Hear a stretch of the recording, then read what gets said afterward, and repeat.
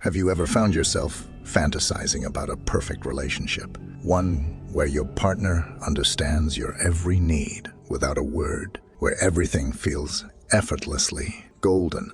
The artificial glow of the perfect moments, the perfect romance crafted by movies. Even if you get the best one real world can offer, you still feel hollow inside. Even when you have someone who genuinely cares, it's never quite enough because it doesn't match the idealized version in your mind. This is the law of narcissism, as outlined in Robert Greene's The Laws of Human Nature. Law 2. It's the trap of entitlement, the belief that the world owes you perfection. Here, let me tell you a dark and maybe disappointing truth. Brace for it. The world owes you nothing. Yes, I said it. As a Sigma, you know better. You don't live in fantasies or expect others to fill a void within you. If you find yourself chasing validation or feeling unsatisfied, despite having what's enough for you, it's a sign you're caught in narcissistic patterns, far from the self-reliance that defines a Sigma. If you recognize these signs from the 5 chapters we've discussed, it's time to rethink, because a Sigma, you are not. Chapter 1. The Mirror's Gaze. Have you ever wondered why you crave recognition? Not only you, though. Me, you, and technically everyone. Why the approval of others seems to matter so deeply, even when it shouldn't. This desire isn't just about seeking love or admiration. It's rooted in how you see yourself. Welcome to the law of narcissism, where the image you hold in your mind becomes the center of your reality. Narcissism begins with self-focus, a survival instinct designed to preserve and protect. In small doses, it's necessary. Without it, we'd lack the drive to pursue our goals or defend ourselves against harm. But left unchecked, it turns inward, becoming a mirror that distorts. In this reflection, we see only ourselves, and the world becomes an extension of our needs, fears, and desires. Psychologically, this self-focus can lead to a phenomenon called egocentric bias, where we overestimate our importance in others' lives. This bias makes us believe the world revolves around us, causing us to misinterpret others' actions as personal attacks or validation. Such thinking creates isolation, for a mind consumed by itself cannot truly connect with others. Stoicism offers a counterbalance, self-awareness over self-obsession. Instead of being consumed by the mirror's gaze, Stoics advise turning your attention outward to the reality of the world as it is, not as your ego imagines it. Marcus Aurelius urged us to see ourselves as part of a greater whole, reminding us that we are not the center, but a piece of the puzzle. The mirror is seductive and is a lie. The more you gaze into it, the more you lose sight of the bigger picture. The first step to breaking free is recognizing when the mirror controls you and daring to look away. Chapter 2. The Echo of Validation. Do you ever feel a hollow ache when praise fades, as though you're incomplete without the approval of others? This need for validation is the echo of narcissism, a subtle yet powerful force. It begins as a whisper, telling you that your worth depends on being seen, admired, or understood. Over time, it grows louder, shaping your actions, thoughts, and identity. This longing for external recognition stems from a psychological bias known as the spotlight effect, the belief that others notice and judge us far more than they actually do. In 2000, psychologists Thomas Gilovich and Kenneth Savitsky highlighted how we overestimate our visibility in the minds of others. This creates a vicious cycle. We perform for an audience that barely exists, sacrificing authenticity for applause. But what happens when the applause stops? The validation we chase is fleeting, and its absence leaves us grasping for more. Like a cup with a crack, no amount of external praise can fill the void if we cannot validate ourselves from within. The Stoic path teaches that true contentment comes not from what others think of us, but from what we think of ourselves. Epictetus argued that we must concern ourselves only with what is within our control, our actions, our virtues, our intentions.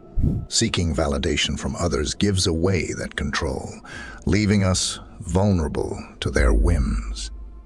Reflect on this. Do you live to be seen, or do you live to be true? The echo of validation fades, but the strength of inner conviction endures. The only gaze that matters is the one you cast inward. Chapter 3. The Mask of Superiority.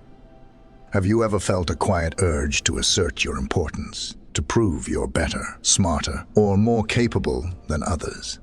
This is the mask of superiority, narcissism's most deceptive guise. It tells you that to be significant, you must elevate yourself above others, even if only in your own mind. This mask is often born from insecurity. When we feel small, we compensate by inflating our sense of self. Psychologically, this is linked to the Dunning-Kruger effect, 1999, where individuals with limited knowledge overestimate their competence. It's easier to claim superiority than to confront your own ignorance. Yet this illusion isolates you, building walls between you and others. The mask might protect you, but it also blinds you. It prevents connection because it reduces people to either threats to your ego or tools to bolster it. Over time, it becomes exhausting, as maintaining the facade requires constant effort. Worse still, it traps you in stagnation, for the belief in your inherent greatness stifles the humility needed for growth. Stoicism reminds us that the true measure of worth lies not in comparison, but in how we live our lives. Marcus Aurelius cautioned against valuing oneself by external measures, for these are fleeting and out of our control. Instead, strive to master your character, to be excellent not for applause, but for its own sake. Ask yourself, is the mask of superiority shielding your vulnerability or hiding your potential? Only when you remove it can you begin to see clearly. True strength doesn't demand recognition. It thrives in quiet confidence and relentless self-improvement. Chapter 4. The Trap of Entitlement. Do you ever catch yourself thinking you deserve more respect, more opportunities, more recognition? This sense of entitlement is a deep root of narcissism, convincing you that the world owes you something. It whispers that your struggles are unique, your value greater, and your due rewards unjustly withheld. Entitlement arises from a dangerous combination of self-focus and comparison. When we view life through a narrow lens, our difficulties feel more significant than others. This bias, known as self-serving bias, pushes us to attribute success to our efforts, but blame failures on external factors.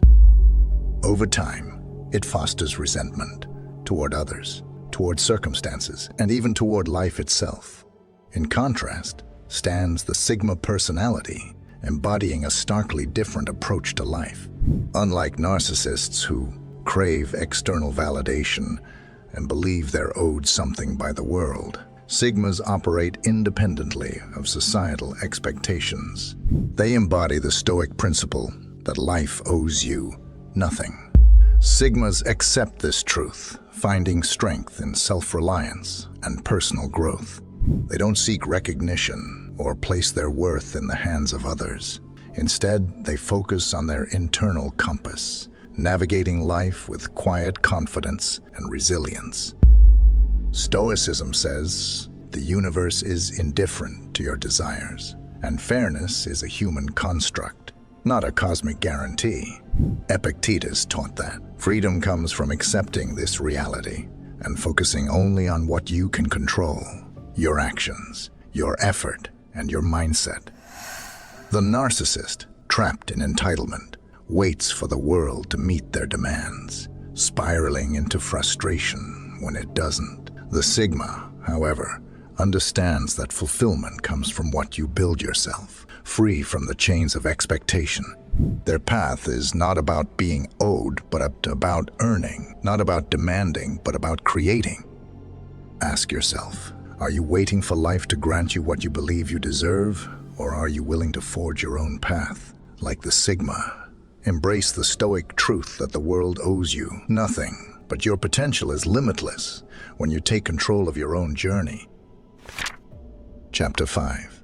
The Hollow Core of Self-Obsession. Do you ever feel a gnawing emptiness, even after achieving what you thought would bring fulfillment? This is the hollow core of self-obsession, a subtle void that grows as we focus solely on ourselves, feeding narcissism while starving the soul. It's the final trap, the belief that happiness lies in the endless pursuit of personal gratification. Self-obsession isolates us, creating a world where others exist only to validate or serve us. This mindset may bring fleeting pleasure, but it also breeds loneliness. Psychological studies like the 2015 work of Christine Neff on self-compassion suggest that excessive self-focus can lead to heightened anxiety and dissatisfaction as it amplifies our flaws and inadequacies. But the hollow core isn't permanent. It exists because we've lost sight of what truly matters, our connections to others, and our purpose beyond ourselves. The Stoics understood this well, emphasizing the importance of community and duty. Marcus Aurelius wrote that we are like branches on a tree, connected and interdependent. To live solely for yourself is to sever that connection, leaving you adrift and withering. To escape this void, shift your focus outward. Practice empathy, not as an obligation, but as a way to find meaning. Contribute to something larger than yourself, whether through acts of kindness, shared goals, or service to others. A Sigma can and should embrace self-love and self-compassion. Technically, every human should have these qualities. For a Sigma, self-love is a bit more pronounced. It's not about seeking validation, but about nurturing a deep, intrinsic respect for oneself. This self-respect fuels their drive for a good life, not just for themselves, but for those around them. They understand the importance of cultivating a life of purpose and passion, all while staying grounded and never crossing the line into narcissism.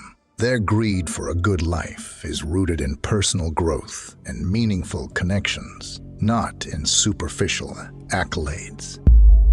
For a Sigma, self-love is about knowing their worth without needing the world to constantly reaffirm it.